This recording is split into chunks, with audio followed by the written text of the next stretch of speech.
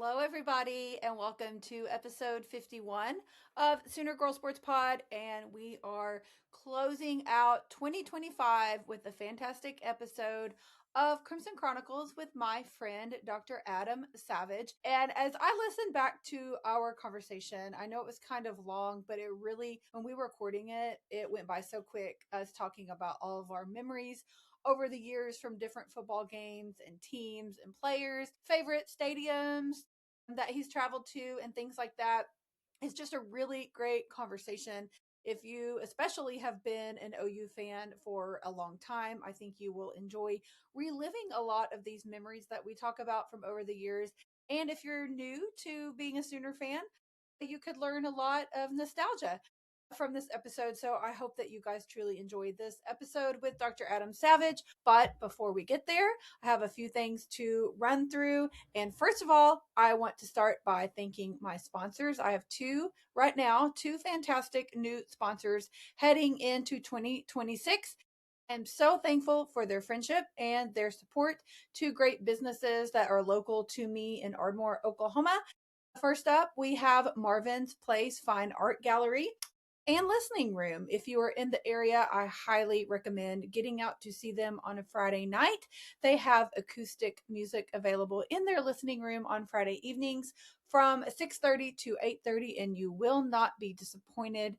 I have gone pretty regularly and try to go when I can to hear the artists, and I am never disappointed. There is so much talent that comes in and out of there. So if you're in the area, I highly recommend checking them out. And you can also check them out online at marvinsplace.gallery and do a little shopping. They have some awesome jewelry and art pieces and all sorts of great things. So if you are an art lover, I highly suggest stopping by their gallery and checking them out online. If you choose to come to the listening room or peruse the gallery in person, you can relax with a glass of wine or a craft beer and enjoy the atmosphere there, and my friends Todd and Susan. So shout out to them. Thank you as we kick off the year with them.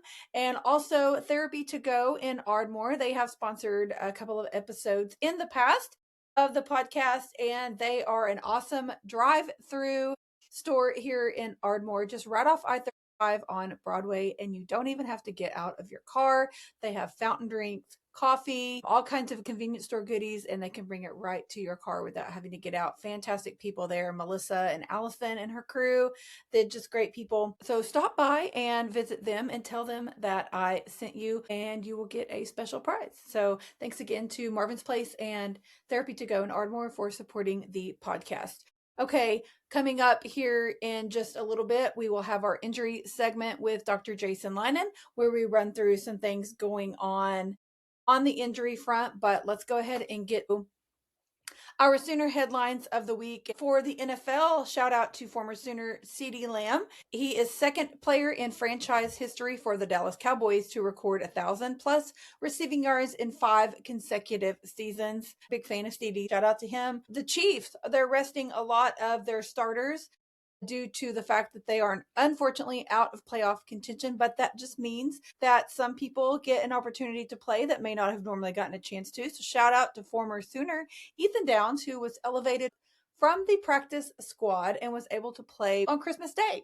Also, shout out to former Sooner Tress Way. He was selected as the NFC's starting punter for the Pro Bowl games that will be at the end of January. Also, Creed Humphrey and Nick Benito will be taking a part in those, and Trent Williams as well. Also, shout out to Jalen Hurts with the Eagles' victory over the Bills. That marks the 4th consecutive season that the Eagles have accumulated 11 or more wins. Very impressive. Coming up this next weekend on Saturday, January 3rd, it is a must-win game against Carolina for Baker Mayfield and the Tampa Bay Buccaneers. So fingers crossed, lots of good vibes, and good luck sent your way, Baker. Okay, OU football, a couple of facts on the season. I thought it was kind of crazy to hear that Jaren Kanak had the most receiving yards by an OU tight end since Mark Andrews. Oklahoma finished the 2025 season with an 89% defensive stop rate, the best by a Sooner defense since 2009, which it was 89.5, when the unit was anchored by none other than Gerald McCoy. The year-over-year growth under Brent Venables tells the story. We started 2022 at a 72.3%, and it has increased to this past season where we closed out at 89%. Our defense allowed just 18 touchdowns, rushing and passing across 13 games. That level of consistency, efficiency, and opponent quality just puts us in a rare air as Sooners. So it's not just good, not just great, it's very much improved and just exceptional defense by the Oklahoma Sooners. Also, a few more additions to the Senior Bowl invites. Deion Burks, Kendall Daniels, and R. Mason Thomas are Senior Bowl bound, and Marvin Jones Jr., Hula Bowl bound. And for the NFL draft, RSJ and Deion Burks and Grayson Halton. Okay, so we do have also a few portal additions as well. Tight end Caden Helms is entering the transfer portal. He had 5 catches for 35 yards and 1 touchdown this season. He will have 2 years of eligibility left. O-line Jacob Sexton to the portal as well. In-state kid, played some really good ball. Just always seemed to get bitten by the injury bug. And running back Javante Barnes to the portal as well. He had 1469 career rushing yards, 13 touchdowns. Also, freshman safety Marcus Wimberly. He never saw the field as a Sooner. He will transfer into the portal as well. He did not appear in a game. He was rehabbing from shoulder surgery this past June. Okay, just a few things for our men's basketball team. They are playing tonight as I'm recording this on Monday the 29th. They do have their last non-conference game at home. So I will have a recap and more information on that coming up on next week's episode as they close out the non-con. They're also opening the conference season this coming Saturday at the Lloyd Noble Center on January 3rd. Ole Miss at 2:30. A little recap on last week's game on the 22nd. Scored 107 points, setting the single game school record for field goal percentages at 67.8% in our win over Stetson, 107-54. Final stats, we had Darion Reed with 22 points. X had 18 points, Mo 15, Tay 12, and then also Nigel Pack, Koala Talk, Jadon Jones, Kai, Jeff, and Reed also assisted and scored in that game as well. That is the most points scored since the 2017-18 season, and a school record, 67.8 from the field. Pretty awesome game there from our Sooners last week. Also, in case you missed it, some very important information as the Sooners have signed a 6'11" Russian coming to Norman, starting on the roster. He's been named the best young player in back-to-back seasons and member of the Russian national team. He is expected to play this evening. It looks to be a great addition to the Sooners, especially after some roster changes we had earlier in the season. His name is Kirill Elatanelsev. I probably butchered that name, and I truly apologize that I did. But in case you missed it, we are adding that Russian transfer to the roster, and he will be eligible immediately to play. So I'm excited to see him into the rotation and see how he does. Our women, number 8 in the latest AP poll, school record of 126 points and 33 assists in their win over NC Central last Monday on the 22nd. They played earlier in the day. The men played that evening. 126-43 win. Chavez finished with 20 points. First career double-double for Zaya Van. 21 points, 10 rebounds for her.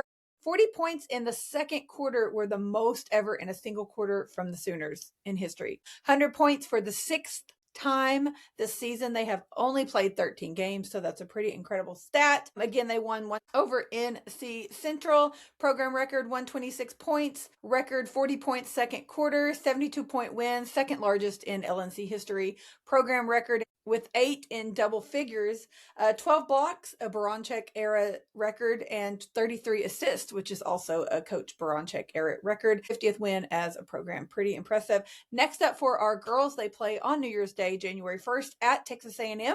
And their SEC home conference opener is on Sunday, the 4th. Against Mississippi State. Gymnastics season is coming up starting here in the next week or so. Our women start on the road on January 10th at the Sprouts Farmer Market Collegiate Quad with LSU, UCLA, Utah, and more. So you'll want to check that out. And their first home meet is on January 23rd against Georgia that Friday night. Once you get out and watch a meet, I promise you'll be hooked. You will want to go back for more. They are so fun to watch. Their skills are incredible. Just a great, great team to watch. And our men start on the road on January 17th at the Rocky Mountain Open. And their home opener is on a little bit a ways, February 1st against Greenville. And check out their schedules online. There's 4 or 5 opportunities to see both of those squads at home this coming season. So you won't want to miss out on that. Also, several former Sooners are lined up to compete this week with Team USA in Australia. It is December 31st through January 3rd. You can find out more information about that on softballaustralia.tv. And I'm sure social media will be posting a lot, and I will be resharing a lot of the information from those games as well. You do have to pay on that website that I mentioned. I believe it's like $7 or $8 for a day pass, but it's worth checking out if you want a little Sooner softball in your life.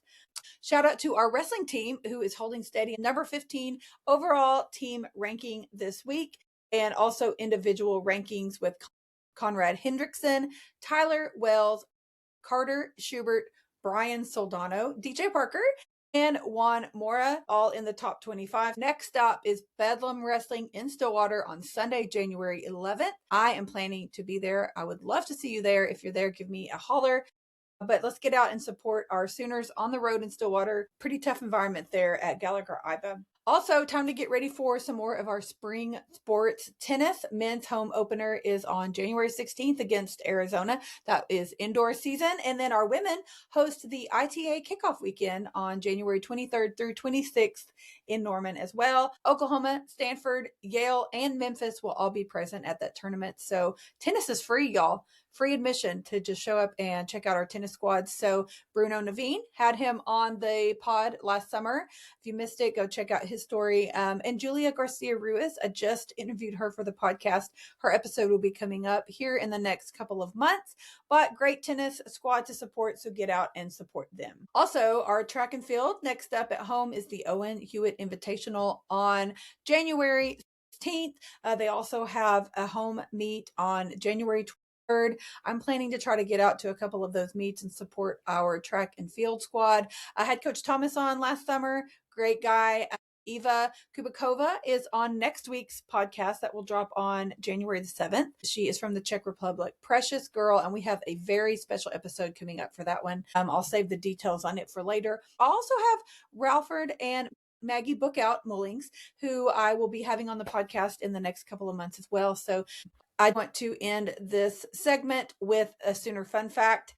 Jalen Hurts, former OU quarterback, who in his first career start on December 13th, 2020, became the first quarterback in a 70-year span of NFL history to throw for at least 150 yards and a touchdown while also rushing for more than 100 yards. That was with the Philadelphia Eagles back in 2020. Okay, I wanted to read a couple of year-end stats as we rewind and reflect on 2025 before we head into a new year that I'm super excited about. I have been recognized, what I would say, quote, out in the wild 4, 5, 6 times over the last year because of this podcast. And it truly is crazy. Every time it happens, I think I get a funny look on my face. So if you see me and I give you a funny look, I apologize. It's truly still shocking to me, a little humbling that people recognize me. I feel really, really special when it happens. So please always say hello. Just disregard my face if I seem confused. It's still a little shocking to me, but it's just super cool. I posted on my socials a few days ago that my most listened to episode this past year was with FCA chaplain Sarah Roberts, who works with the OU softball team. She was episode 16 back at the first part of May. If you missed that one, go back and give it a listen. It was listened to 154% more than on my other episodes, and just crazy. I've had a lot of amazing guests. That's the one that stood out statistically more than the others. A 2025 most shared show was Sooner Girl Sports Pod, with more shares than 83% of other shows. Now, all of these stats are coming from Spotify, and that's actually my least listened on app. So if you listen on Spotify, thank you so much. Please share with a friend. If you listen on another app, Same thing. Thank you so much for listening. Apple is my most listened to platform. And so it was really cool to get these stats from Spotify looking back. Also wanted to read through just a quick 2025 year in review for the podcast. 51 podcast episodes, 18 sports covered, including one professional team in the OKC Spark, 4 podcaster guests, 4 radio personalities. We had Chris Plank, Tyler McComas, Toby Rowland, and Travis Davison. 6 coaches, 29 different athletes, 7 women behind the scenes, 5 Crimson Chronicle fan stories, 4 countries represented. U.S., of course, Mexico with Julia Garcia Ruiz. Eva Kubikova is from Czech Republic, and Bruno Naveen from Mozambique, Africa. 2 Bedlam episodes with my husband, Eric. 2 twirlers and current twirler Sammy Rizzo, and previous twirler Kelly Masters, who's also a current NFL agent. 1 NFL agent being Kelly, 1 NFL reporter, Stacey Dales, her episode will be coming soon. 1 FCA chaplain, Sarah Roberts, 1 mascot, 1 naval ROTC, and my Run the Game Ball to Dallas episode, if you missed that one back in October. 1 drum major, Miss Hallie McFarland, 1 race car driver, former cheerleader, Taylor Reimer, 1 roughneck little sis, Brianna Howard. She was the first female Native American schooner driver. Countless stories, so many friendships and memories made, and I cannot thank you all enough for supporting me. It truly means more than you know. And like I said, we're not done. In 2026, coming up, I have just scheduled Kelly Maxwell and Maggie and her husband, Ralphford Mullings, coming up as well. Also, we have volleyball player Sydney Thompson coming up. Nicole Mendez, former softball standout. Stacey Dales, NFL sideline reporter, former Hooper, whose jersey is retired in the LNC. Also, former Hooper Taylor Robertson, soccer player Allie Lassinoli. A Crimson Chronicles episode coming up with none other than Noble McIntyre. We all recognize his name from the McIntyre Law Review. Baseball player Brendan Brock, softball player Riley Zakay, tennis player Julia Garcia Ruiz, and OU Palm member Riley Noble. I have a lot more things on deck, but those are all either recorded already or are scheduled, and I am super excited about it. I also did want to mention my link tree is my link in bio, and you can find everything about the podcast there. If you're interested in merch, other ways to support, advertise, sponsor the show, if you want to find out more, ladies, about our locker room and all of those activities, the Playbook newsletter, new edition just came out this past weekend. It's a monthly recap of all things Sooner Girl Sports Pod. Links to all my social media, links to all of the podcast apps, all the things are in my link in bio. It is my link tree. And also now at the top of that link tree is information and a link to my party, which is coming up, my 1-year celebration on February 5th at Coach's Corner in Norman. It will be from 6 to 8 p.m. and we will be doing cake cutting and cheers at 6:30. I will have some giveaways. I'm supposed to have some coaches and athletes and previous show guests stopping by as well. It's going to be a great time. I would love to see you there. Again, it's Thursday, February 5th at Coach's Corner in Norman, 6 to 8 p.m. Mark your calendars. And again, you can find more information on my Facebook page. It is pinned at the top. Or again, my link tree, my link in bio on all my social media at Sooner Girl Pod on all platforms. You can find all of these things listed. And so I hope that you guys will go and check out everything and support Sooner Girl Pod. There are so many ways to support the podcast, whether it's sharing, inviting a friend, tagging people on social media. You can purchase merch. I've got hoodies, t-shirts, sweatshirts, all the things. We've got stickers, koozies. I'm going to have some of those to give away at the party. So I would love to see you there. We're going to go into our injury segment with Dr. Jason Linen and then on to our Crimson Chronicles episode with Dr. Adam Savage. I don't have a ton to talk about, but another thing that came up last night in the Sunday night football game, Trent Williams, he plays for the 49ers. He went out with a hamstring injury. Yeah, I did see that. Yeah, so I hate that for him. I don't know how bad it is. I haven't heard anything else. Hopefully, because, I mean, they'll be making a playoff run for sure, so I hope he's okay. That's true. Yeah, they talked about him and a couple of other guys I was listening this morning were say, well, a lot of these teams have kind of locked up their position, and so you can kind of maybe rest these guys 1 week and then get ready for the playoffs. So they might do that with him. I'm betting so. There's a couple teams that next week is crucial for, like Baker. Right. But for Yeah. the most Exactly. part, several teams have already locked it up. So hopefully he can get the rest and be okay. Yeah. The main thing that I don't know that we had really talked much about also are high ankle sprains and the difference in Yeah. those as opposed to just a regular ankle sprain. And Tyler Guyton, who plays for the Cowboys, which obviously they're out of the playoffs, so he's clearly done for the season and they put him on IR. But yeah, he got hurt last week, a high ankle sprain. And I know we hear that a lot, and I know we've talked about ankles, but I don't really it seems like when you hear high ankle sprain, sometimes that's a worst case deal than like a regular Yeah, I ankle. mean, and it certainly can be, and yeah, a lot of people hear that term and they think, "Oh no, that's a bad one," or Yeah. that's a worse ankle sprain or a worse outcome," and it certainly can be. The quote traditional ankle sprain involves kind of the lower ligaments more on the outside of the ankle, and you really have three ligaments that kind of run in kind of different angles around that outer portion of the ankle to stabilize that. And those, depending on if they're totally torn or if they're partially torn, or how many of those three you tear, as far as kind of a traditional ankle sprain, will kind of sometimes determine how bad or how long someone's out, or whether they need surgery, or whether it's Yeah. a rehab, or it's just a tape it up and go kind of thing. When you talk about is that quote high ankle sprain, it's kind of a different ligament structure, really those ligaments between the two bones of your lower leg, your tibia and your fibula. Okay.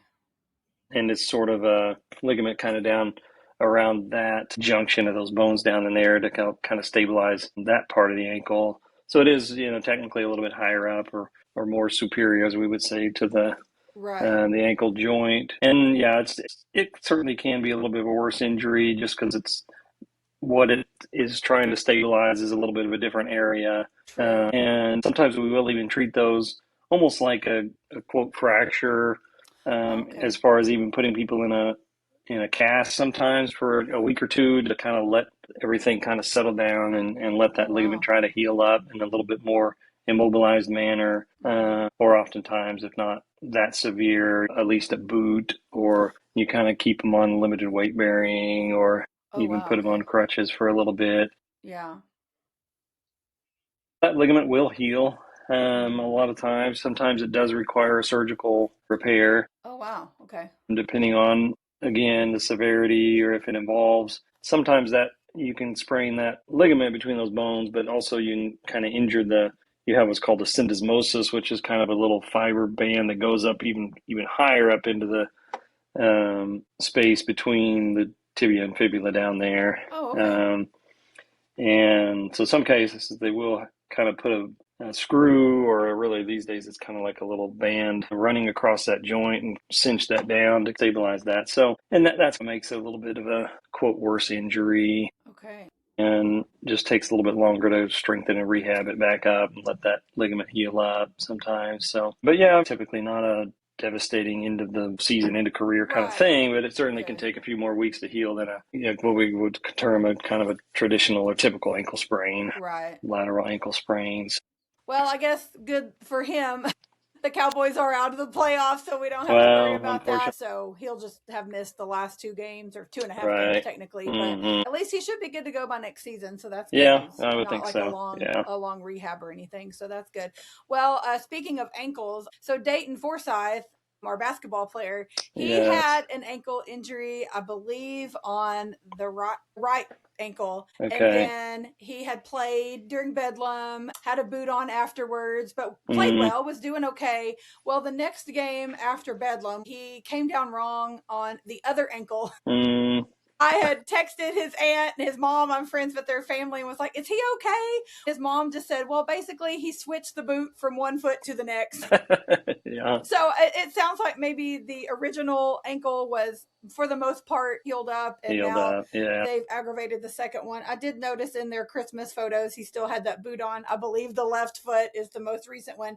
And he's sitting out tonight's game, the Okay. 29th. So he'll be ready to go for conference play, which starts on Saturday. Saturday, the 3rd. Yeah, coming up, yeah. So that's kind of their plan. Luckily for him, it was just like we've talked More of about a with ankles, they routine, just yeah. happen. Yeah. It happens, But yeah. unfortunately, he got a double whammy. But I guess on the bright side, one of them was almost healed up before Yeah. he got a hold Okay, of the good. second one. But hopefully he'll be good to go by Saturday is the plan, Yeah. last I heard. So that's good news Okay, for good, sure. good. Yeah. Yeah. And then Austin Reeves, this was a fairly new development. I think this happened either late last week, right after Christmas, or over the weekend.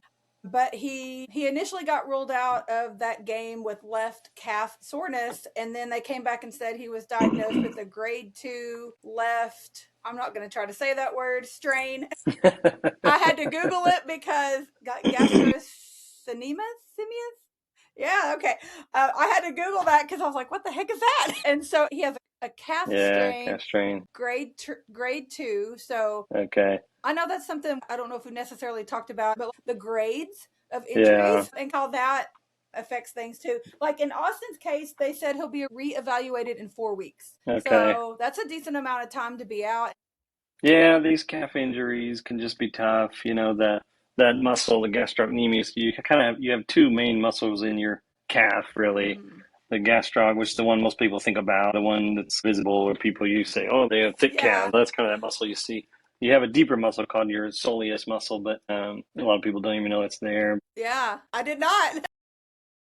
And then, yeah, so these things are graded 1, 2, 3, 4 typically. And it kind of has to do, if you kind of consider or can see that this is kind of your muscle, grade 1 might be a few little fibers torn. Grade 2 might be partly, half, maybe 50% torn. Grade 3 might be most, 75, 80%. And then grade 4 sometimes is considered completely torn or almost all the way torn, where it would be a surgical, repair sometimes, but depending on where it is in the muscle. But I think for basketball players, it's just tough because it's such a dynamic, explosive sport from your legs. Yeah, for sure. And calves get a lot of that force with these guys. We saw it in the finals last year with an Achilles tear, unfortunately. Yes. I Gosh, mean, that it's, was awful. Yes. but these muscles, lower legs on these guys, they can just take a while to get better. And because you see these type of traumatic tears where it ends someone's season, or you don't want them to get to that point. So you kind of have to say, okay, if it's a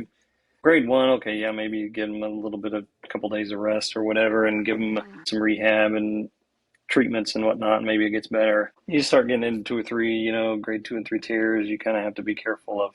Well, you don't want it to worsen before it gets better, or you don't want to push them out there too quick, and then they stay injured or they tear it worse, or it becomes something where they're going to be at risk of rupturing that muscle and requiring surgery, and then they're done for the year. So it's just kind of one of those. It'd be different if it was a shoulder or even a joint, or knee or something that's, if it's just strained, or there's it's not as critical, and depending on certain positions. But these legs, or these basketball guys, it's just it's tough to say, well, just tough it out or tape it up or whatever. So you kind of have to just let it rest and, retest their strength or get another scan or see where their healing is before you let them go back. Man, I hate that for him. He's been having such a great season. Yeah. He's kind of really, been their number one guy at times. He really has. He really has, because LeBron was out and Luka was out, and so it seems. So I do hate that for him. Hopefully he'll be okay in 4 weeks, because there's still a lot of basketball left to play. So even, that's right. Yeah. 4 weeks out, he'll still have a couple months. Yeah, get at into least February. So Well, hopefully it's nothing worse than that for him. Yeah. Yeah, we came out of football pretty unscathed, and didn't quite go like we thought. It was it was like a tale of two halves almost. Oh man, wasn't it? I mean, we were saying that, especially that first quarter and a half, like that looked like a championship team. Absolutely, yeah. All the things were working great, and then I really don't know. It was kind of a shock, because I would say that the majority of the season, maybe shy of 1 or 2 games, we made better halftime adjustments than the other team. Oh, 1,000%. Yeah. And we came out and either we stopped something that had been, especially on defense, either we shut the team down on doing whatever they were doing against us, or whatever, and we just didn't do it this game. No, we didn't. It just snowballed. It did, and it snowballed fast. Yeah. And like you said, that first quarter and a half was awesome. It was so loud in there. The atmosphere was incredible. And I just thought, like you said, we looked so good, and it felt like we were really complimenting each other on both sides of the ball. And I'm like, oh my gosh, this is incredible. And Tate made his first field goal in that first half. And it was perfect, just like normal. Perfect. Yeah, I don't know what happened at the end. And I don't know either. And I hate that for him. And I honestly, I know Grayson Miller has had a couple of punts throughout the season that may not have been. He was more up and down for sure. But for the most part, he did a very good job, and we were happy with him. But I don't know what happened with him. That was weird. It looked like someone it was almost so like weird. The little trick where the guy shines a mirror and it reflects it was the guy so strange. It was weird. He just looked like he just had like a brain out moment or something. I guess it was so. weird. And I'm sure he's still beating himself up over that. And then Tate missing 2 in a row. I was just like, what the heck? Yeah. So our special teams just really caved at the wrong moment, which really sucked. But I will say that atmosphere is one of the best atmospheres I've ever been in. It was incredible. Just like the flyover, Kobe Rowland stuck his head out of the press box to do the end of the scene setter. I don't know if they showed that on TV. The light show, the drone show, 50 Cent, of course. Like, there were just so many things, and it was so loud in there, and it was just incredible. When we were up 17-0, I was just like, okay, so this is how it's going to go. And I guess we got a little too big for our britches, but they didn't give up for sure. They just capitalized on what we did wrong, and just too many mistakes. Too many mistakes. Well, a lot of people were going back to either the punt or when they went for it on 4th down and got that first touchdown. That's what the Herb Street and them kept going back to on the TV. But I really went back to that play when it was 3rd down and long, and Mateer scrambles out, and he's got Robinson wide open. And some people were saying, he should have just run. He could have run for 20 yards. Well, the throw actually wasn't that bad. Robinson is like he was going to catch it like this. I was just like, extend the yard, and you catch it. It was right there. If we score that, we go up 24-0, and that might have been it. I agree. I agree with that. They didn't talk enough about that, I don't think. I think that was the point. And it was just kind of both guys maybe could have, done a little bit better on that play, but for sure. That was the play. I thought if we could have got that, that one, it would have been a different. I do feel like that was like I don't want to say that was necessarily the momentum change, but you could definitely feel like, oh, shoot, like there was kind of a little bit of a shift. Then after 50 Cent came out between the 3rd and 4th quarter, he came back and scored that touchdown, and I thought, okay, I believe it was Deion Burks that scored that one, and I just thought, okay, here we go. That was our spark. That's when we just knew the defense was going to do their thing. And they just didn't. That was when we needed one more stop or a turnover or something right there. I know. And we could have taken the lead or at least got it tied up. Yes, I really thought we were going to at least make it to Pasadena. And then I didn't know how we would match up against Indiana just because I didn't know a ton about that team at the time. I mean, who knows what would have happened after that. But I just knew we were going to make it to Pasadena. But I think that Alabama was like, we're not letting them beat us 3 times. Right. 13 runs, we're not doing it. So kudos to them, tough. I guess. I mean, and honestly, it's not like they played exceptionally well. So they just didn't. Capitalized on our mistakes and took the momentum when they had it and made stuff happen. So that's true.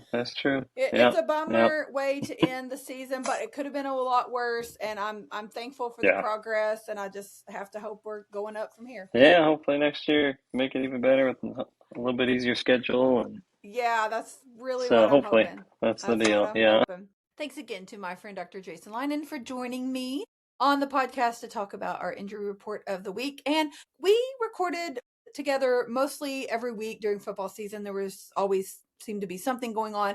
Going forward, we're just going to play it by ear. If there is an injury or something that I need to mention, I may just do it on my own. We're planning to try to record just like once a month to do an injury recap unless something major happens. So I will still be reporting on any injuries of any current and former Sooners across the board. If anything major happens, I'll hop on with Dr. Linen. But going forward, it may not be a weekly thing. It could just be a monthly catch up where we talk about anything going on at the moment. So just a heads up on that. And a thank you again to Dr. Linen for joining me.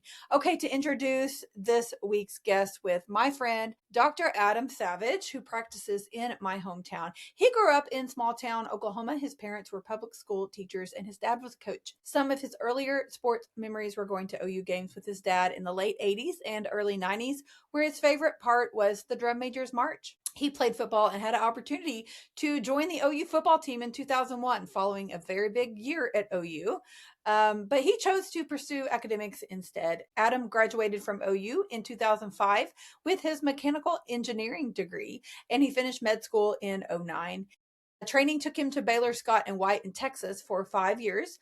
But he and his wife, Suni, have their 3 kids, Ethan, Harper, and Gray, and they moved back to God's country north of the Red River, the only place to be, in 2014. He practices interventional pain management through Southern Oklahoma and continues to bleed the brightest crimson for his Sooners.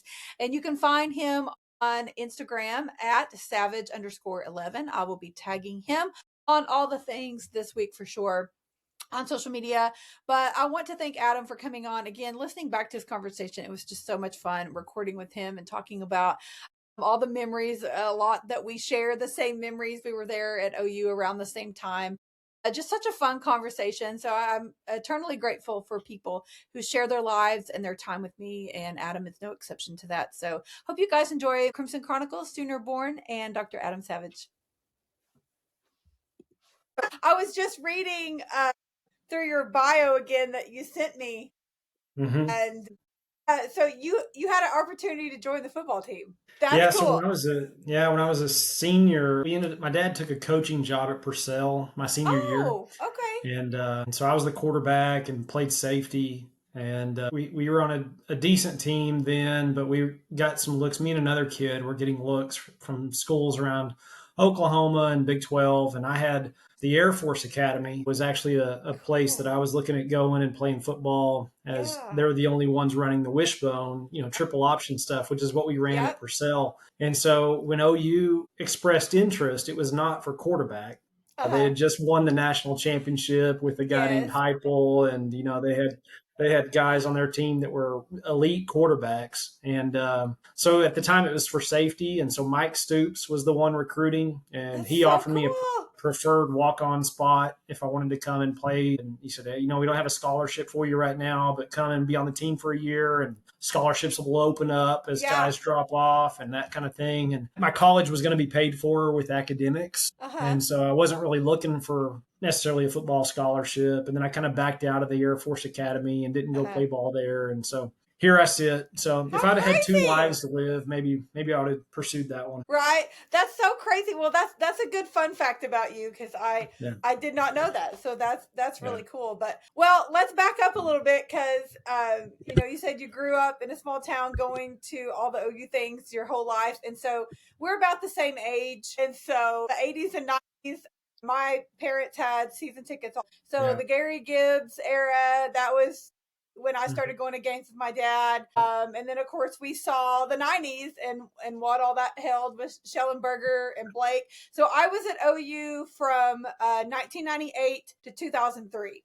And Great so, years. Great years. yes, it really was. It started out Yeah. rough, of course, at first there, but what a change and a journey that was. I still remember my freshman year, Patrick Fletcher was our quarterback, I remember. and he was of course later on that national championship team. But I just remember feeling so bad for him, and I'm sure he technically may not have been up to the quarterback caliber, so to speak, as what we Yeah. needed at OU. But I just remember it was a rough time for him, and I just remember feeling so bad for him, thinking like, that's my peer, he's close to Hmm. my age, out there on the field getting booed, Hmm. taking these losses and carrying that weight. And I just couldn't imagine at that age thinking he's carrying all of that weight and we're just Yeah. kids.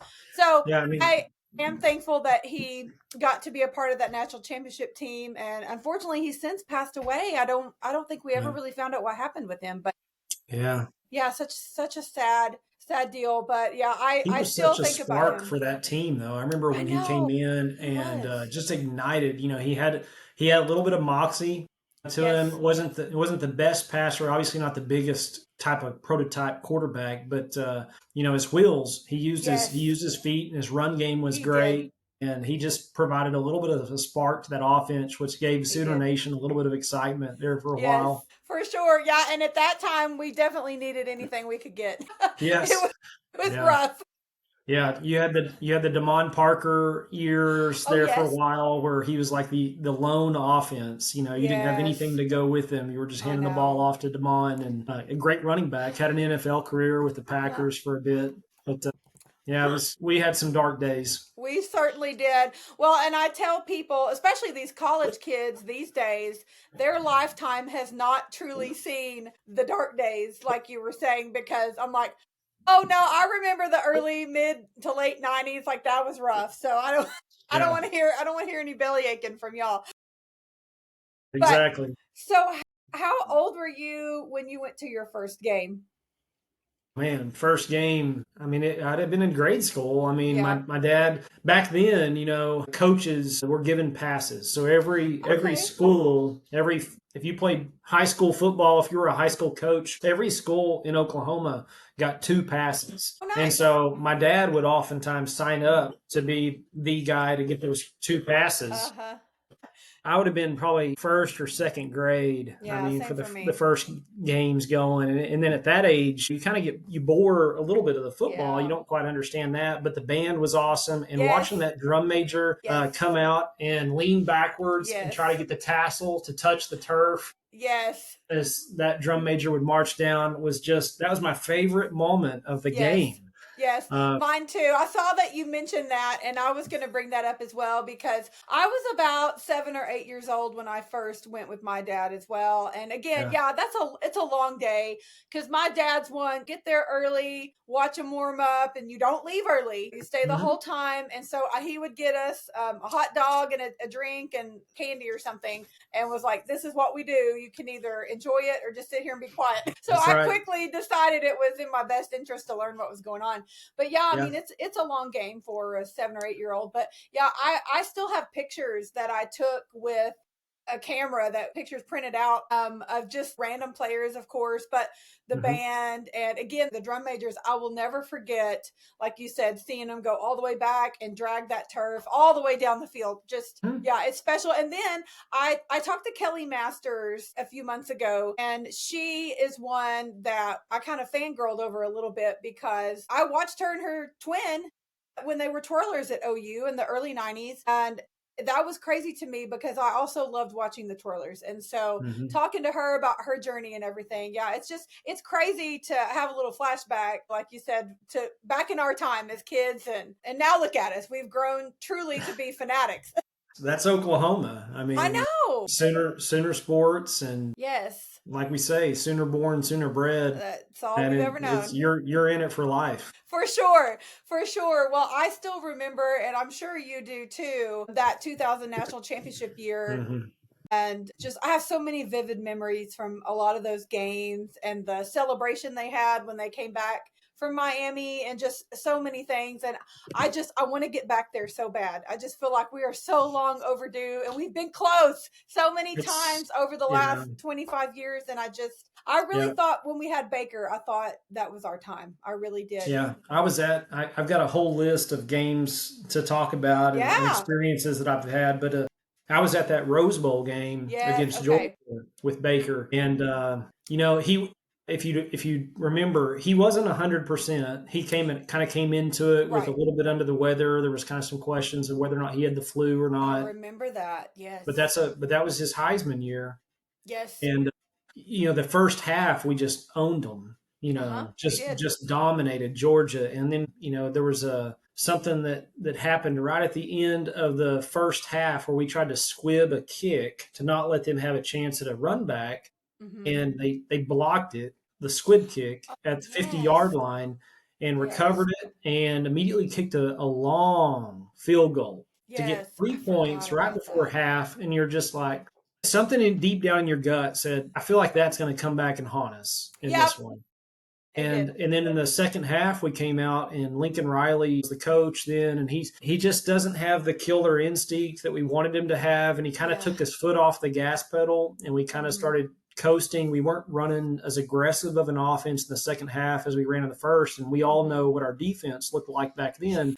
And as they started to, the longer they were on the field, the worse they looked. Yeah. And so if you could keep the ball in your hands and sustain some drives, it gave your defense a chance. But when your offense would go a quick 3 and out, you put your defense back out there, they got wore out fast. They did. And so as Georgia came back, we had Rodney Anderson as our running back. I think Rodney rushed for about 220 yards that game.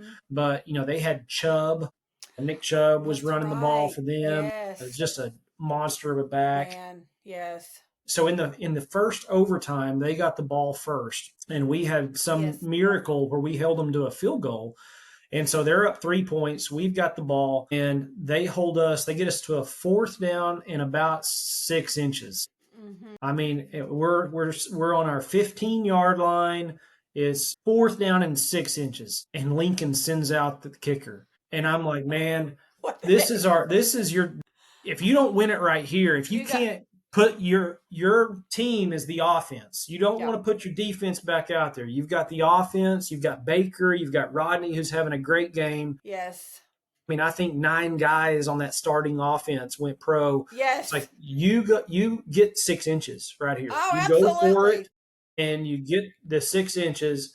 And we didn't. We went and kicked a field goal. We went into the second overtime, and we know the rest is history. Yeah. But that was just you left that stadium. I agree with you. You left that stadium with just feeling like you got kicked in the stomach, and you were bent over because you thought this really was a chance to win a national championship with Baker. Yes. Bob had his chances with the LSU game against Saban. That was a close game. We had Jason White, a great team. Yes. The USC game, obviously, that has a bad taste in our mouth. But then when we played Florida in January 2009, and that's a team that I think we beat 7 out of 10 times. But that was a game we didn't have DeMarco Murray. He was hurt, and so our running game really struggled. We had Chris Brown running the ball that game. There was Florida stuffed us on a couple of 4th and real shorts. Down in goal line territory that you're like, man, if we had DeMarco would have got that. So you let some slip out of your fingers there with Bob, but that one that Lincoln didn't go for it on 4th down in the Rose Bowl against Georgia, that was as close as we've been in a while. I agree. I was not at that game, and the reason I was not at that game is because we had decided to save our vacation time and money to go to Atlanta to the national championship game because I had all the faith in the world. And so I sat in my recliner in there watching that Rose Bowl, and my friends had come over to watch the game with us, and we still talk about it here, 7 years later, because it hurt. And it's still like, I think about it and I still get so emotional about it because it, like you said, that was as close as we literally 6 inches. And I feel like that was ours for the taking, and then we just blew it up. And I will never forget that disappointment.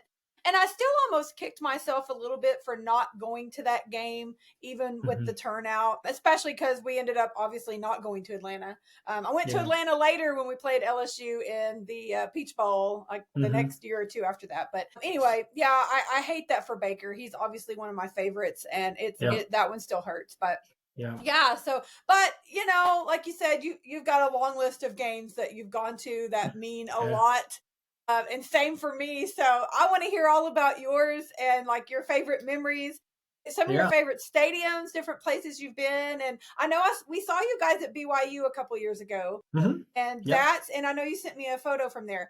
That stadium was incredible. That was just such like the scene. It was just gorgeous. So that was one of our favorites for sure. Exactly. Yeah, that backdrop is hard to beat. You don't realize it when you're at the Rose Bowl, like on TV, unless they really pan out. But there in Pasadena, when you look behind the Rose Bowl, it's a similar scene as what you had at BYU. It's really beautiful. And we did actually go to the Rose Bowl stadium. We went UCLA. I think it was that next year for the UCLA game. Yeah. I just wanted to go to the stadium. I was still salty about all that, but at least I got to go to the stadium. It was a very cool experience. And yeah, like you said, it's one of those just gorgeous. But what was crazy about that stadium to us is it was in the middle of a residential area, and that really threw me off. I was like, what? This is so strange. But it's just a magnificent place to go for sure. So yeah, that's definitely one of those that has to be up there because it's the Rose Bowl. So yeah. And I went to the UCLA game also the next year. I took my dad and brother-in-laws to that one. When I was at the Rose Bowl game against Georgia, I was with a friend and one of my brother-in-laws, and we had already made up our mind. If you win this, we're all going to the national championship. Absolutely. And it was, they're at halftime, as you recall. My wife is texting me, and she's like, "All right, I'm booking our flights to Atlanta. I'm getting our hotels." And I'm like, "Baby, don't jinx us. Like, not yet. Wait just a little bit longer." And so, but that was a sucker punch. It was. The UCLA game, as you remember, and the stadium is maybe 60 or 70% empty. Playing UCLA, and you don't have the fanfare of the Rose Bowl. You miss the parade, you miss the roses and all that kind of stuff. So, man, it was a really magical experience. And we've gone to another one on my list that I think I sent you the signs. I don't know if I sent you the ESPN photo. You did.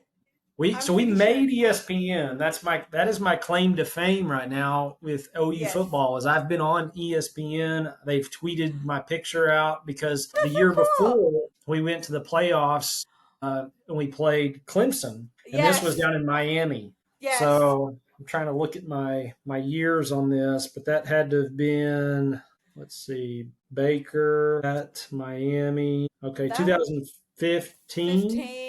Yeah, I think 15 with Clemson. At Miami versus Clemson. That was New Year's Eve. That. December 31st.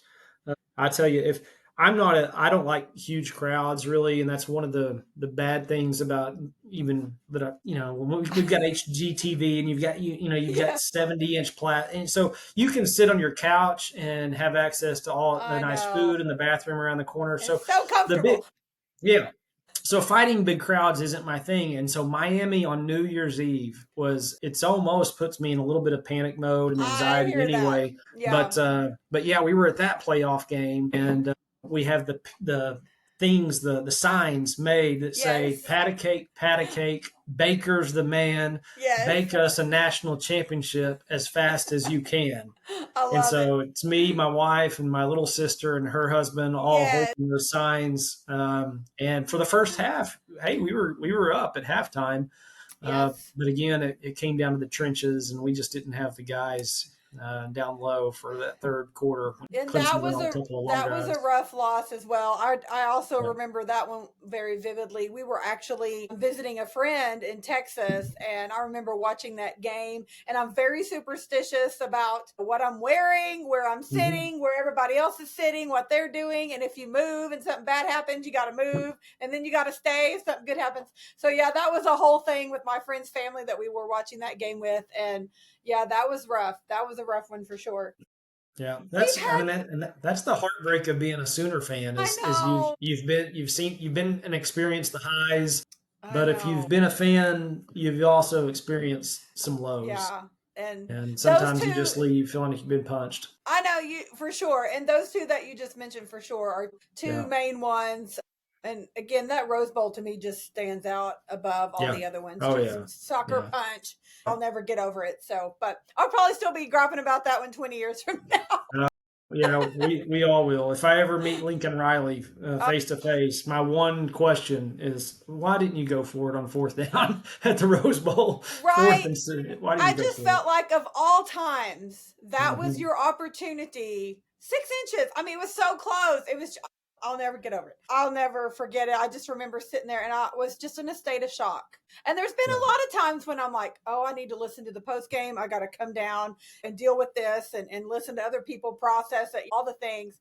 But yeah, that one was, I'll never get over it. What are some of the other games on your list that you wanted to talk about? Because I can't wait to see which all ones I remember. So you were, I do want to hit this one because you were at OU during 2000 and I was not. So my years at OU was 2001 to 2005. Okay. And then I was in med school from 2005 to 2009. Mm-hmm. So we had great years. We were very good. Never won the big one when you were there. But I remember as we've already talked about my football stuff just a little bit, I'm on an official trip to Air Force my senior year. This is in November. Okay. And I'm a huge Sooner fan. They know that about me. The Air Force people do. Mm-hmm. Fisher DeBerry was the head coach of Air Force at the time, just a famous Hall of Fame coach. Chuck Peterson was the offensive coordinator. And again, they ran the same triple option wishbone that we did.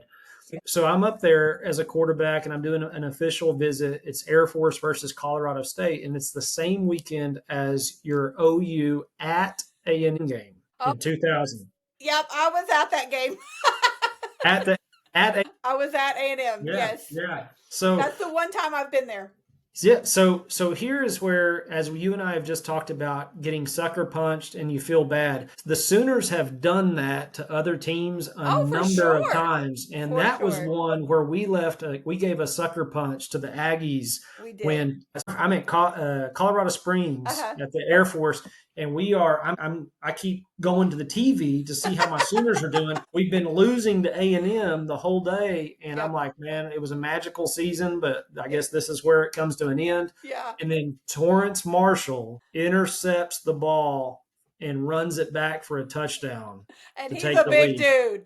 Oh my goodness. And I am celebrating at Air Force because my Sooners have just pulled off really, truly Sooner magic. Truly a miracle. Yes. And so anytime you can beat the Aggies and upset A&M, I mean, that's fantastic. Eric has only seen them one time when they were in Norman right before they left the Big 12. Like, I don't know, what was that, like 2008 or 9? And so I have always told him, if OU ever plays in College Station, we've got to go. And so, of course, now with the conference realignment and all of that, obviously we play down there in the next handful of years. So that's on our list of things to do because I haven't been since that game. But that is truly an atmosphere. I tell everybody, you've got to go. And it's changed. It's so much bigger now even than it was 25 years ago when I was there. So I've been twice. That was actually my first. So I've got this habit now of I like going to the away games. Yes, I've been to Norman so many times and I've experienced our crowd so many times that I like going and seeing the different venues. Yes. And so my very first away game experience was me and my wife. We went to College Station. This was in 2004 and we had a great year. Jason White was the quarterback. Adrian Peterson was a freshman that year and just a freshman phenom. And we go down to A&M and we were down. We got down, I think, 21-7 early in the second quarter. And we pulled it within 7 at halftime. And then in the third quarter, we outscored them 14-0. But that's my first away game experience in that stadium, the 12th man, experiencing that cult is unlike anything. I mean, from the yell practice that they do the night before to then watching these units like march into the stadium. And I'm confused, being down there, I'm like, are they a military school? I didn't think they were a military school, but these infantry just like marching in. Yep. You're like, this is kind of weird. That was one of Mike Leach's favorite things was to talk about the pretend infantry of A&M. Oh gosh. But anyway, Jason White threw 5 touchdowns that game. We ended up winning 42-35. Adrian Peterson, the freshman, ran for over 100 yards. And it was just to silence that many people after they've been screaming at the top of their lungs. It was a night game.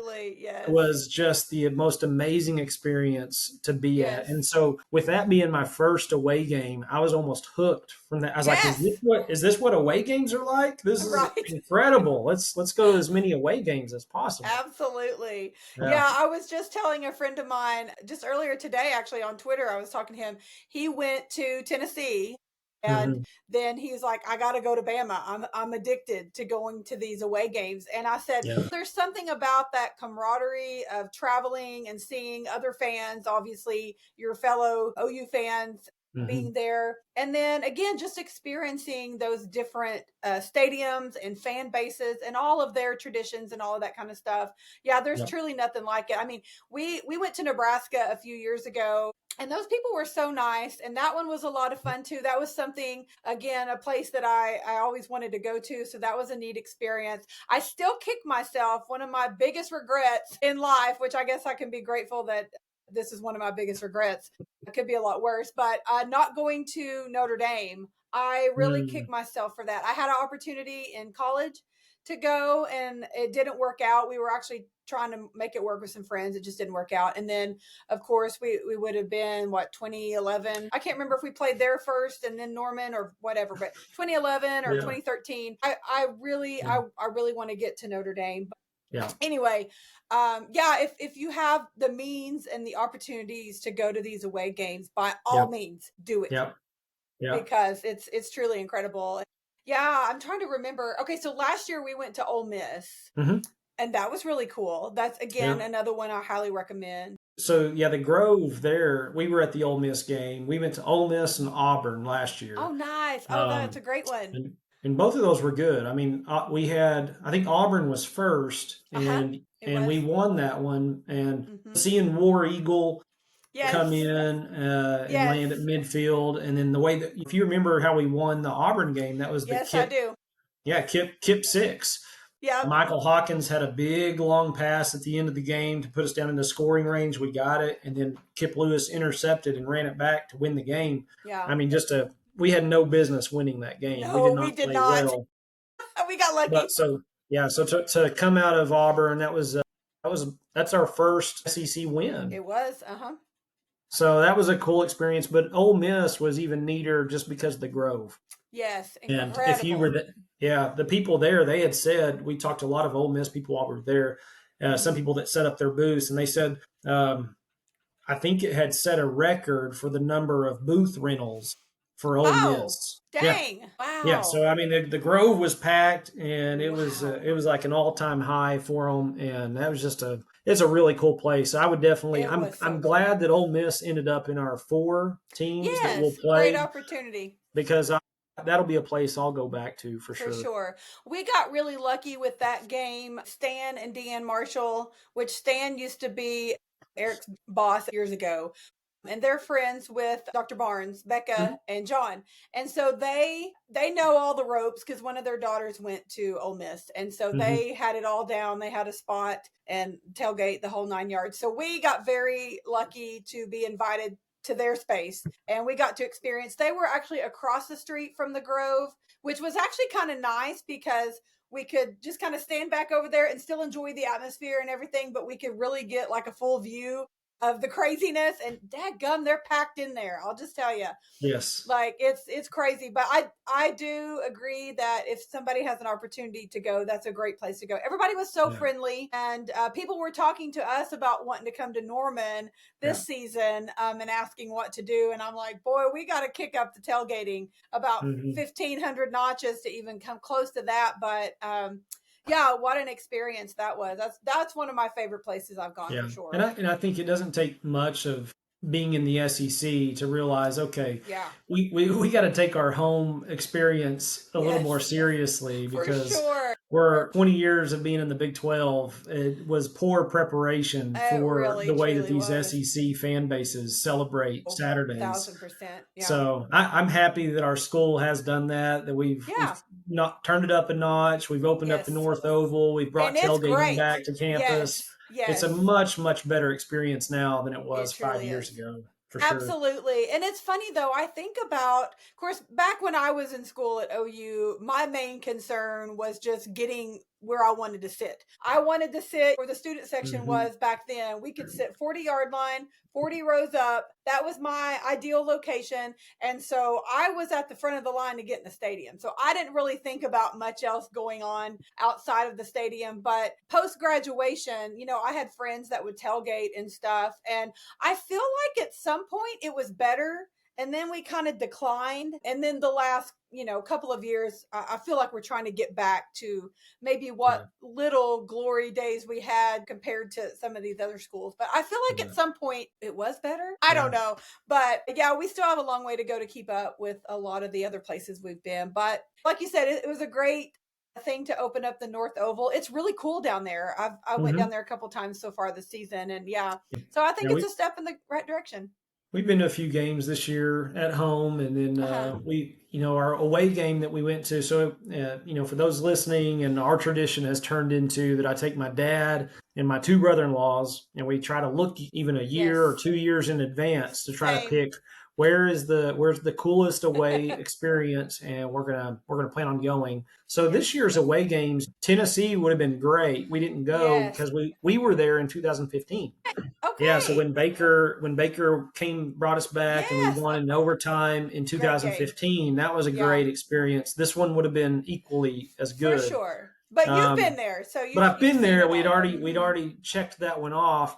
Nobody in my family had ever been to Philadelphia, and so even though it wasn't a good game, we were playing Temple up there because we had never been to Philly. We we need to go. We need to see the birthplace of our nation, government. You can see where the president stayed. There's where the Supreme Court was. There's where Congress was. I mean, it's all three branches of government all on one city block. Yeah. And so doing a history tour in Philly was super cool. Yes. The Reading Terminal, one of the old amazing. Yes. Oh, that food market. I still tell people today, I'm like, if you go to Philly, you've got to go find Reading Terminal. 1,000%. Just food. I mean, it's got to be 40 yards of food vendors. And then there's 15 rows of it. Yeah, they're packed in there. 40 yards of food vendors, and then there's times 15. You could live there for a year. You could and never taste see everything in that place. Yeah. So that had us super excited. We went to that terminal a couple times while we were there. And then, of course, had to go see the Rocky statue at the art museum and run the steps and to the music and all that kind of stuff. So it was a super fun experience. We were watching after our game. We were literally in a bar watching who was playing in overtime. I think Georgia was playing that night and they were in overtime. But we're in a bar watching that game. Immediately outside the window is all of the historical parts of Philly. Oh, how cool. And I send this picture to my son, and I'm like, you'll never believe what I'm looking at right now. I've got football, I've got a beer in my hand, and I'm looking at where our nation's government started. And he's like, that's about the most American photo I've ever seen in all my life. Absolutely. I love it. When you can experience that on an away game, it's just all the more reason to look ahead and see where we're going to go next year and the year after that and make a lot of fun of it. Yeah, and we did the same thing. Yeah. We like to play. Yeah, we ran into you guys at BYU. That was a great one. We've talked about the playoffs. I was at Ohio State in 2017 when Baker planted the flag. What an amazing day. That's got to be that one in the Tennessee experience. And then, you talk about the Rose Bowl and stuff. Those are all way up there. Those are really, really fun games. Absolutely. A fun one that I don't know, I may have sent you the photo where it's me and a buddy, Corey Rogers, a Norman friend of mine we went to church with when I was in college at OU, and is still a great friend. We got to watch at Barry Switzer's house because Barry does the coach's cabana during the games. Yes. And he's recording, and so we got invited to come and listen to coach's cabana. Cool. And we were there for the OU Kansas game years ago. This was 2014 when Samaje set the all-time rushing record. And you were indoors, and it was a monsoon outside. It was raining. It was terrible weather. We couldn't throw the ball to save our life, so we just kept handing it off to this freshman named Freshman. He's a freshman, Samaje Perine, and he runs for 427 yards that day against Kansas. Wow! And to watch that at Switzer's house, it was unbelievable. That's cool. That was a really, Okay. really cool experience. That is cool. And I have to tell you, I'm a little jealous to know you were indoors that day because back then our seats were in the upper deck on the west side. And so that rain is coming down and we could hardly see the field, honestly. At Yeah. some points, it was really coming down and we had ponchos on and boots, the whole thing. But the rain's coming down so hard, it's like dripping off of us down into our boots. It was insane. Yes. So I'm really jealous you were inside. Actually, we had gone down underneath the stadium and we're watching on the TV when P. Ryan broke that record because it was just insane. We couldn't hardly see the field. Anyway, we were drowned rats. It was crazy. So that's really cool that you, of course, got to experience the cabana. That's a really cool memory for sure. Have you ever heard the story when Samaje first got to campus? And he's in the weight room, and Eric Stryker, you remember Stryker was our famous edge rusher. I do. So Eric Stryker is walking through the workout area, and P. Ryan's in there working out by himself. And he's a freshman on campus, and Stryker's walking by with a guy, and they looking at the weight room, and Stryker looks at his buddy and goes, "Whose father is that?" And the guy said, "Huh?" He goes, "Whose father is that?" And he goes, "That's nobody's father. That's our new freshman running back." And he said, "Freshman running back?" Freshman. He said, "That's a grown-ass man." If you remember, P. Ryan showed up, as an 18-year-old, just thick and had a beard. Yes. Yeah. The dude graduated high school with the beard. Yes. And came in still thick. Has it. Oh, he still has it, yeah. He looks the same. He hasn't aged a day. He has not. He looks the exact same. I still chuckle when I think of Eric Stryker, a senior edge, looking at that freshman going, "Whose father is that?" Dad is that? That's funny. I haven't heard that before. That's really funny. Oh gosh, yeah, P. Ryan, he's one of my favorites for sure. He is. AD, we were at the traveling as much as we like to go to these games. You see a lot of fun wins, and we've seen a lot of good ones. We've seen some losses, which kind of stink too. We were at Houston, and that was in 2016. We opened up the season at Houston. That on the road. Yep. And I got to meet Adrian. We were stayed at the same hotel as the team. Unbeknownst to us, we didn't know we were doing that, but the team was staying there. So Adrian Peterson, not on the team then, he came in to visit, and he's downstairs. He's talking to Kel Gundy, and they're kind of outside the bar, and they're kind of, I wasn't going to go interrupt them. They're having a long conversation and stuff. But as soon as they break and they're starting to walk, I'm like, I gotta go just shake this guy's hand. Absolutely. Have you ever heard the stories? Maybe when Adrian Peterson was playing at OU, I remember announcers talking about this. Where the announcers were saying, "Hey, I met this young man, and have you shaken Adrian Peterson's hand?" And so I had to do it. I was like, I got it. So you put your hand out there, and Adrian Peterson grabs your hand, and it's almost like he thinks it might be an apple that he wants to get juice out of. Oh my! He squeezes your hand so hard to the point that you want to jerk back and try to inspect your hand to see if you have any breaks. Oh, that's really funny. It's crazy. And I remember I've heard announcers talk about this over the years. Okay, And interesting. One of my claim to fame then is I got to shake Adrian Peterson's hand, and he really does squeeze it as hard as you could possibly imagine. He's got the grip. That's awesome. Yeah, he's also one of my favorites, and I know he's had some bad luck of late personally and everything, but dadgum, he's one heck of a ball player for sure. He for sure will always be another one of my favorites. Yeah, that freshman year that he was there, I told you I was at the A&M game and saw him run. And I still remember, because I was in school there at the time, we put in this freshman running back. And I didn't follow recruiting back then when I was in school as much as I follow it now. And so I knew that he was supposed to be this highly touted running back. But when we put him in early on in the season, when Bob first subbed him in, and he takes the ball and he runs different. He runs violent. He runs upright. He's fast. He just took command. Yeah. Oh my gosh. So as a freshman, he ran for over 1,900 yards his freshman year. He came in, he was the first freshman running back to ever be a Heisman finalist. Heisman candidate, yeah. He would have won it, except we split the votes between him and Jason White. Jason White was third place that year as the returnee. Jason had won it the year before, and he had a great year. And so Jason White was third place, Adrian Peterson was second place. They split the votes, and Matt Leinart took first. That's right. I forgot and about. I mean, we're like, gosh, man, Peterson should have won a Heisman that freshman year. It was unbelievable. And then we couldn't keep him healthy after that. He had the high ankle sprain his sophomore year, and he had the collarbone fracture his junior year. Yeah, I forgot about that So one. we never had him again for a full year. That was the only year.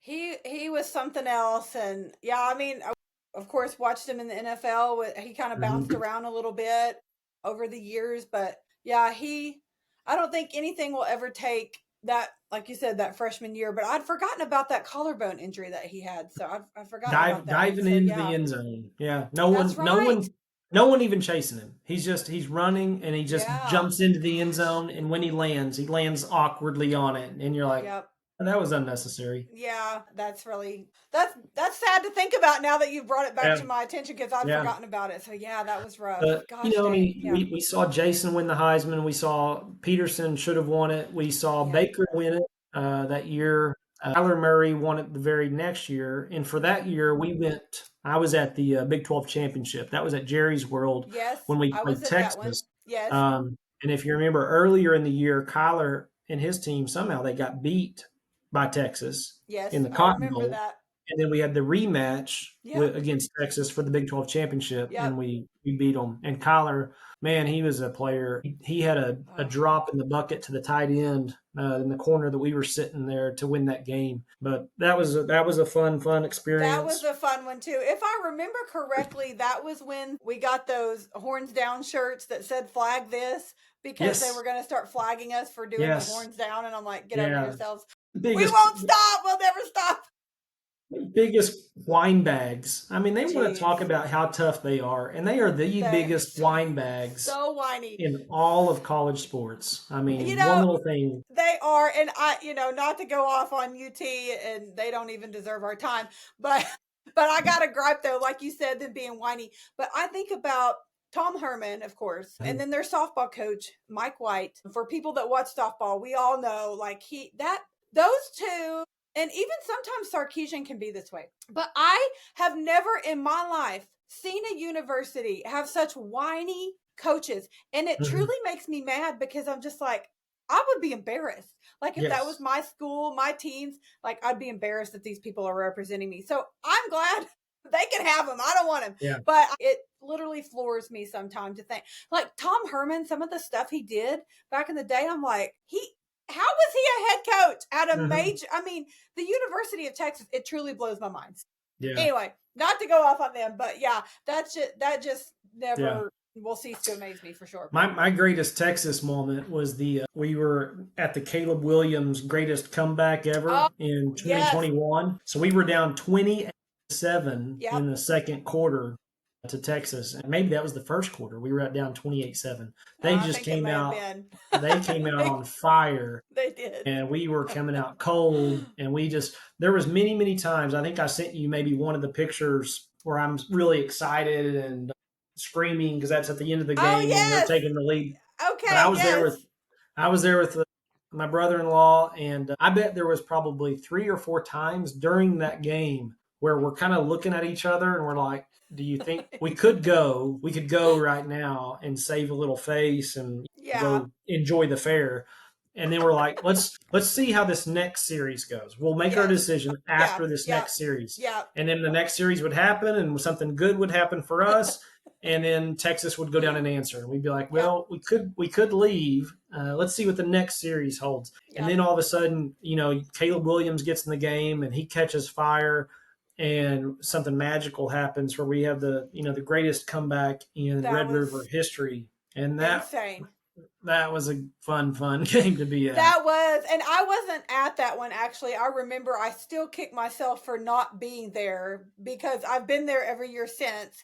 We didn't go in 2020 because of COVID, and then we didn't go in 21. I don't remember why, but Eric took pictures of me. It's still, we joke about it because it'll pop up. He posted it on Facebook, and it pops up in his memories every year. And he's like, see, look, remember this? And I'm like, yes, he took pictures of me. I was in the recliner. Then I was on the floor. floor, and then I was doing this, and then I was standing up. I mean, doing all this crazy stuff because you just couldn't keep up with the emotions. Yes, that's exactly what it was. And it's really comical to see all the photos that he took of me watching that game. And it was exhausting. But I sure am glad we got the win that year, because it's definitely been a roller coaster even more since then. So we're long due for a win in Dallas. Where are you and Eric going next? What do you have circled as far as places that over the next year or two that you're going to go? And now that the SEC schedule has been released, yes, so we kind of can plan some away games.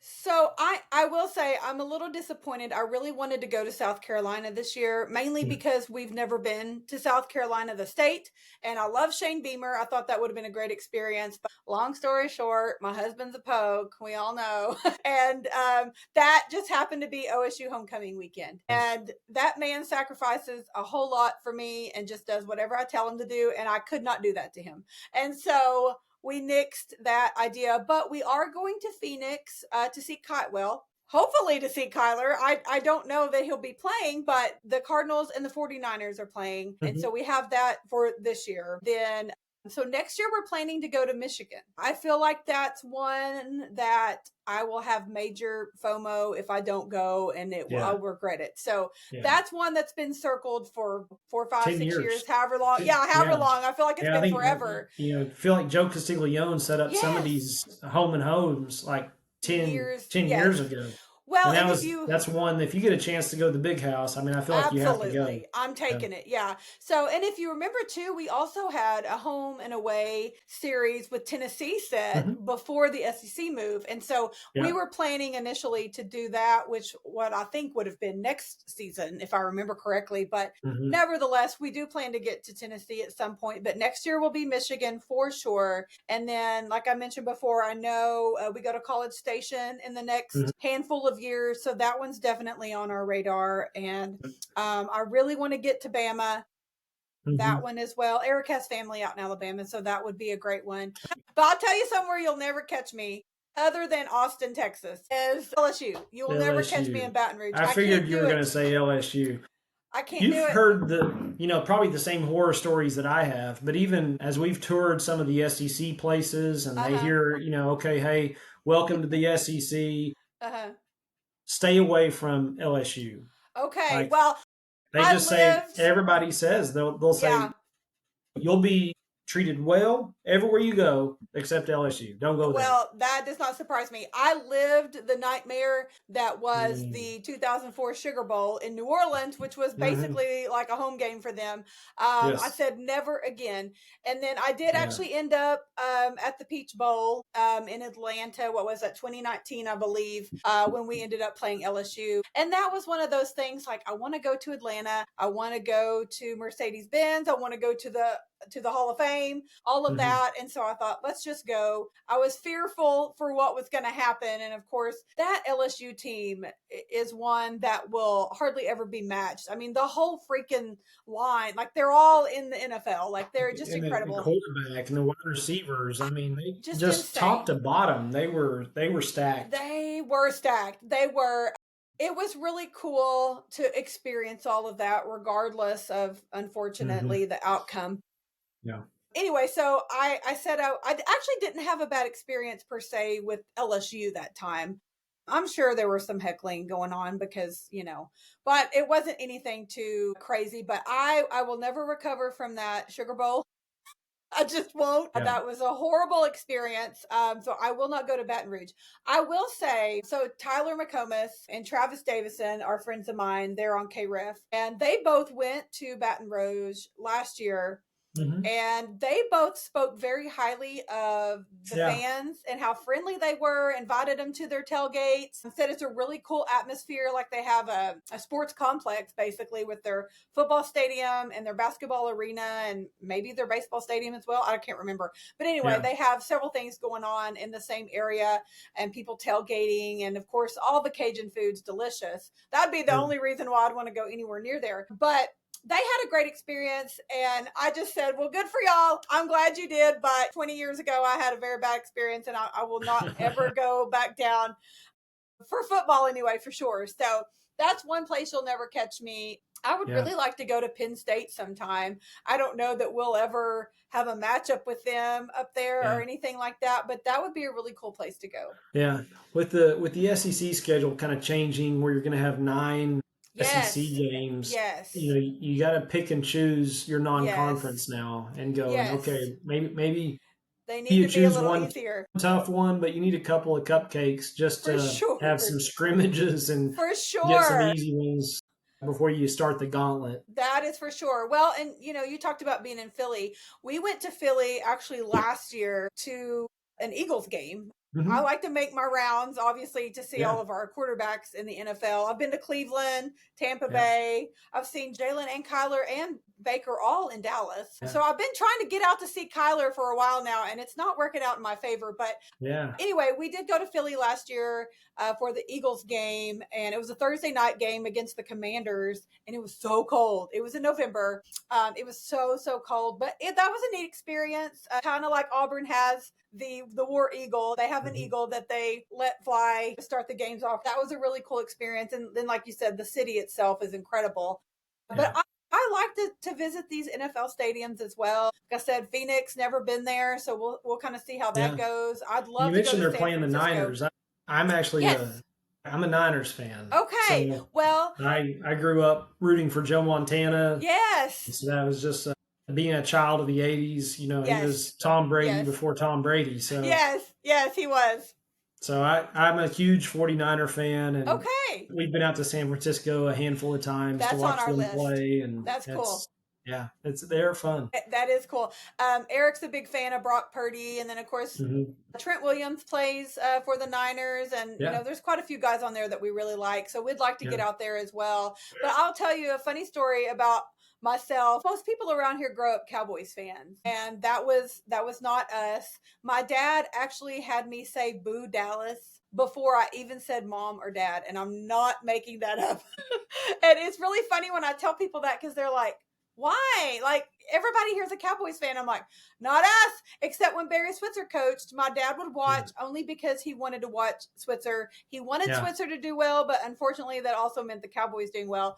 But I just have so many memories of that. But here's another funny thing. So when I was a kid, I had 2 imaginary friends, and one of them, ironically, was Danny White, who was the quarterback of the Cowboys, and Terry Bradshaw. So I guess I was a Steelers fan back then. I don't know.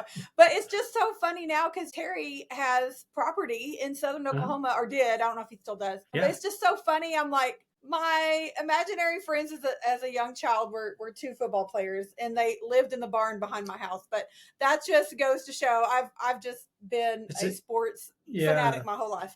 I didn't know any different. Sounds like it's in your blood. It really is. It really is. So we've had a lot of ups and downs. I'm trying to remember. I went to a lot of away games in college. I tried to hit all the Big 12 stadiums. I never went to Lawrence, Kansas, though, which I don't really feel like I missed anything football wise at that time, for sure. But I do kick myself for not going to Allen Fieldhouse. So that's kind of on our list, because we like basketball too, and we like to do March Madness, and we've gone to the Final Four in San Antonio and various places. But yeah, I'd really like to make it to Allen Fieldhouse, but I don't really feel like I missed much else. Now they got a brand new stadium, so yeah. But anyway, now it's time to go new places. I've made it to a basketball game there. Okay, cool. And it's a good experience. One of my best friends, he was a Kansas alum, and he had said for years and years, he's like, I'll go to an OU game with you, but you have to come to a Kansas basketball game with me. Absolutely. Well, any basketball fan's not going to turn that down for sure. That's really cool. Yeah, that one's on our list. Of course, with Eric being a Poke, OSU still plays them. So I'm like, okay, we really need to make this happen. I think it would be cool. But unfortunately, sometimes the traveling for basketball is pretty far down on our list. Other than March Madness, we like to travel for the tournament. But this coming season in March, the first and second rounds are in Oklahoma City. So that's going to be an easy one. We've already got tickets, hotel, the whole 9 yards. So we just like to go and watch sports. So I can't wait for that for sure. But yeah, Allen Fieldhouse is on the list for sure. Well, cool. Are we talking about this year's team at all? Yeah, let's do it. So tell me, how did you feel going into the season compared to how you feel now? That's what I want to know. Yeah, I mean, I think if you'd have told me preseason that we'd be sitting here at 7-2, I would probably say, well, that's an improvement from last year, right? Absolutely. But then to live it, you hate losing to Texas. I mean, there's no way to. And it's not just losing to them; it's kind of the way that you lose. Like when your offense just plays that poorly, yes, and you're just kind of second guessing a lot of what you're seeing on the field and going, this just doesn't look right. It doesn't, it doesn't look like we're in sync. It looks like our quarterback had thumb surgery and hasn't played for 3 weeks. I know it did. So I mean, it was just that's a tough one to lose. So you hate, but right now we're in November and we control our destiny. And it's been a couple years since you could say that. For sure. Going the test ahead is obviously going to Alabama and trying to pull off a big upset. And then you get to host Missouri and host LSU. Yes. I think that LSU game looks very winnable just because of the situation that they're having. Missouri's a great team, but they've lost their quarterback for the year, so I think they're starting a freshman. Yeah. They run the ball really well. They've got a great running back and a good front seven on D. With it being at home, you got to think there's some magic that can happen there. Well, and I hate that they've lost their quarterback. I hate when anybody gets hurt, but yeah, I think that hopefully that works in our favor. But like you said, they do have a good run game, so we'll see what happens. But yeah, LSU, they're kind of in shambles right now, so hopefully that works out for us too. The coaching, it's weird because we're used to seeing pro sports fire their coaches mid-season. Yes. We're not used to seeing that in college. Yes. And this it's out coaching of control carousel that's going to happen this year. I mean, you've got between Penn State, Florida, LSU, those three schools are probably going to spend somewhere between 10 and $15 million a year on a coach. Yeah, and now Auburn too. And then you add Auburn, you add, probably North Carolina, Wisconsin, Arkansas, Oklahoma State, maybe Florida State. I mean, when it's all said and done, you're going to have a lot of turnover from a coaching perspective. Being a Sooner fan, you hear the good and the bad, right? And we have our fan base that is kind of tired of kind of feeling like we're mediocre. But at the same time, I think Brent has us maybe moving in the right direction. I agree.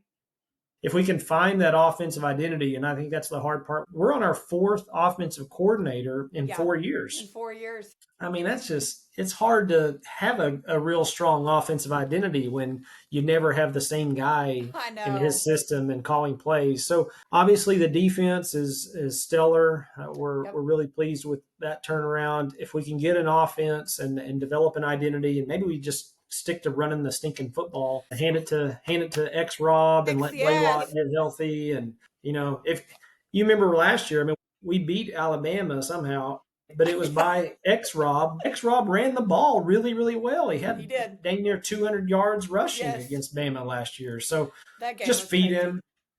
Yes. Keep the ball in your hands and let your defense do what they do.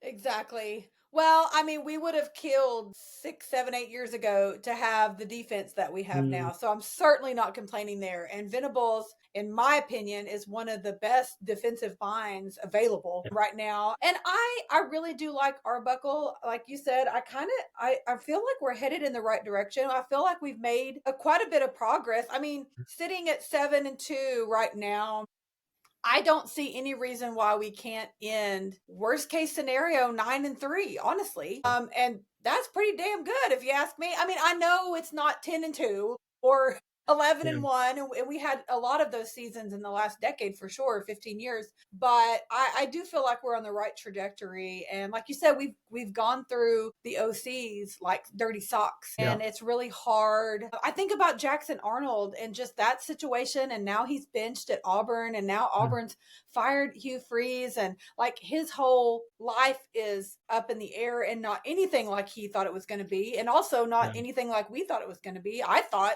he was going to be the next great thing to be a Sooner. So it's just weird what happens over time and just things that come out. So I hope that things next season, I mean, like I said, I feel like we're going to end up doing like a 9-3, get a good bowl game. I would like to make the playoffs, but at 9-3, we're going to need some help. So at this point, there's no telling. I mean, to be honest though, also at this point, and I haven't gotten to watch a ton of other teams just because we have been traveling a lot and everything, going to all the games. That's unfortunately one thing you miss out on. But I don't really feel like there's a team that's, quote, leaps and bounds ahead of another. I mean, I know Ohio State's good. I know Indiana's good, which is weird to say. But I don't really know necessarily that anybody is so far leaps and bounds above anyone else. Now, they may prove me wrong here this last stretch of the season. I might eat these words in another few weeks, but I don't know. I mean, and the conference championship games too are another great opportunity for people to prove themselves. And unfortunately, I think we're out of that at this point. Yeah, there would have to be some chaos for us to get into that. But which you never know, but I'm not so sure. If you're third in the SEC, you might have come out ahead. Absolutely. Because if you don't have to play that extra football game and get your guys beat up, absolutely. and you get a week off and going into the playoffs, I mean, I wouldn't mind being in that third or fourth best team in the SEC and not having to play that monster game. I agree. We'll see what it holds. I think as long as you continue to, your team gets better throughout the year. That's what you hope for. I think we can always pull off an upset. Back to what you were talking about, John Mateer, with the Texas game. Sometimes I think you'll never convince me that he's not still physically hurting or even mentally it's bothering him to some degree, obviously. But really, that's neither here nor there at this point. We've got to move past it. But that was not a good day in Dallas for sure. But looking at how he played at Tennessee, he was a different quarterback in the second half than in the first half.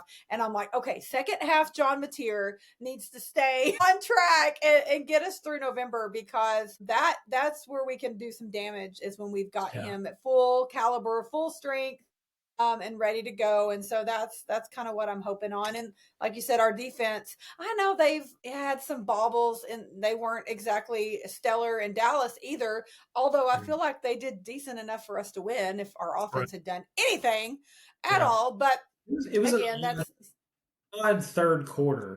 Yes, it was so oh gosh. You come out and you let him go on a big drive. He let off the pressure. We didn't put much pressure on Arch that whole third quarter, which was I was just watching it. It was just, the whole thing felt off. You're kind of scratching your head going, this doesn't look like the Sooner defense, and that doesn't look like the Sooner quarterback. Nope. So I'm not sure who I'm watching right now, but we're not aggressive on D. We're not putting pressure on the quarterback, and on offense, I don't even recognize that guy. Yeah, I don't know who any of them people were. Yeah, so that one it leaves a bad taste in your mouth anytime you lose to them. But doing it that way, I'd rather us play good and lose than just to go out and not look like a shell of ourselves.